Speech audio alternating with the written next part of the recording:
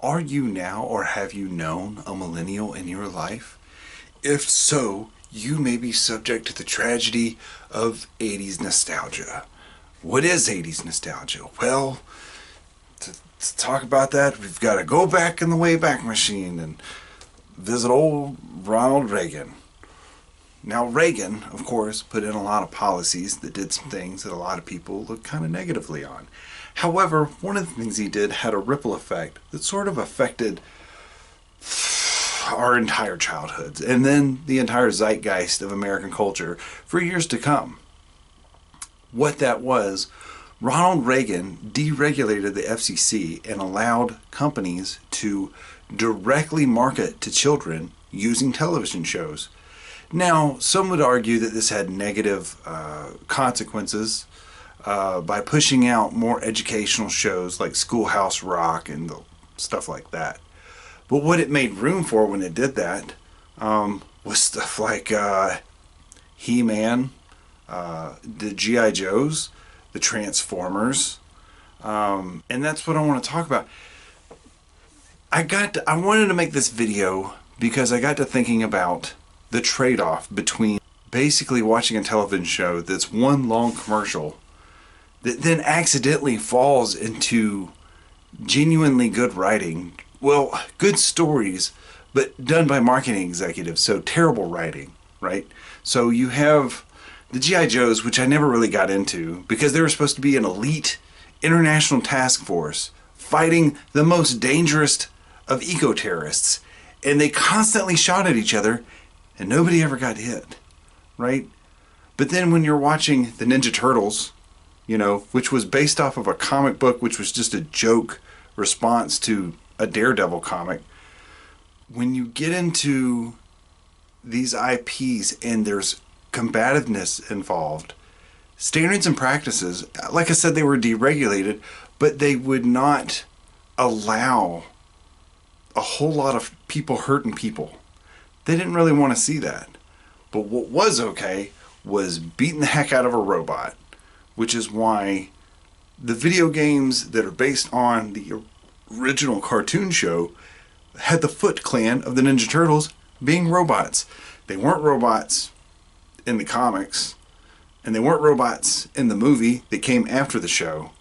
I'm not sure they're robots in any of the newer iterations, though I can't say for sure. What I can say is that the Ninja Turtles I grew up with were constantly having their heads kicked off and being blown up and having sparks shoot everywhere, and none of that was ever explained. But in a recent documentary, I don't know what I was watching, but they were talking about an episode of Batman where Batman just clobbers this cyborg, and once they realized, they told the writers, oh, well, since it's a robot, Batman can beat the ever-living heck out of him. Right? And then I pieced together like, oh, well, that was why your G.I. Joes could never shoot each other, because that's right. I don't even think they punched each other a whole heck of a lot. But then when you're watching, your Transformers, they're constantly getting shot. The movie starts off with all the Gen 1s just getting slimed in like the first, I don't know. It's still on my list, so... Spoiler, I haven't seen the movie. I do love the soundtrack, and I've seen enough clips of it, I could probably piece most of the movie together. But don't judge me on that. Or do judge me. And if you're going to judge me, you should just go ahead and subscribe and hit the like button and leave a comment casting your darkest aspersions. But I think, see, as a millennial, a lot of that stuff that was in the early 80s to mid 80s was more Gen X, because they would have been old enough to really experience it and really get into it. Like my brother, who's older than me, really liked G.I. Joes.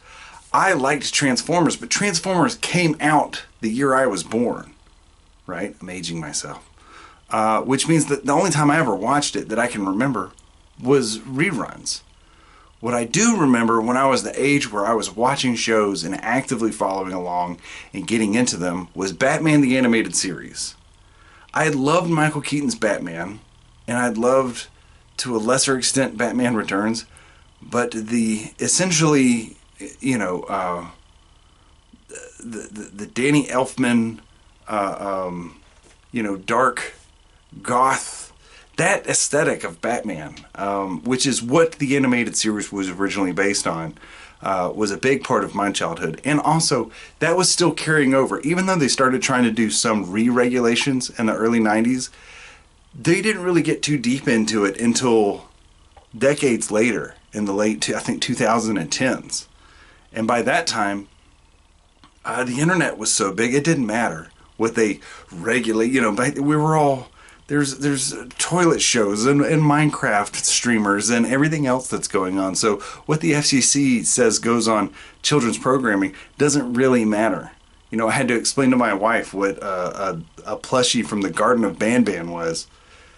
And it's like multi-layered as to why that's even in a Walmart shelf. But to get back to Batman, one of the things that I feel like really made the show what I loved about it and then molded my overall view on Batman was the fact that they couldn't show a lot of person-on-person violence. Batman would disarm people, right? And every now and then he might do some light tussling. But if it was a machine, he would straight up just blow it up. But then what did that lead to with so many episodes in the animated series? Well, what it led to was Batman being more of a detective. Now, I had this conversation with a colleague of mine, and by that I mean another cartoon-watching millennial, and we both kind of came to the same conclusion that Batman can be broken down into one of two camps. Batman is a detective and a brawler. Everything else, every physical ability, every skill that Batman has breaks down into those two qualities. He is either trying to beat Gotham into righteousness with his fists, or he's trying to intelligently, almost on a supernatural Sherlock Holmesian level, everything that's wrong with the seedy underbelly of crime-ridden Gotham City, right? So being that essentially standards and practices removed that one tool of violence that is, I didn't know until I was older and started actually reading comics, is so prevalent in the comics and the source material. They had to focus on the detective aspect, which is something that I feel like is missing from a lot of Batman material today.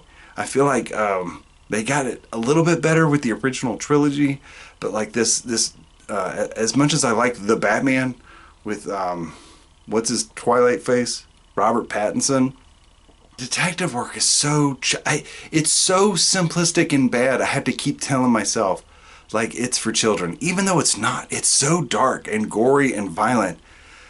But then they just can't make it seem like that Batman is smart. And that's not any kind of dig on Robert Pattinson. It's a dig on the lazy writing that we've seen. And I've got some other videos that I want to do about Star Wars and their lazy writing.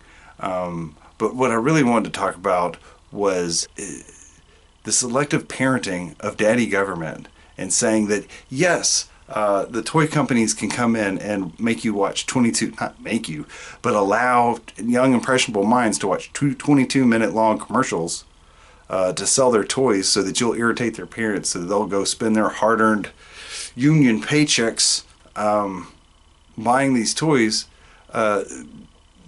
being so juxtapositioned with like, but we're not going to show anybody kissing or punching each other. They really need to keep their hands to themselves. It's amazing that there's the amount of content there is out there now anyway.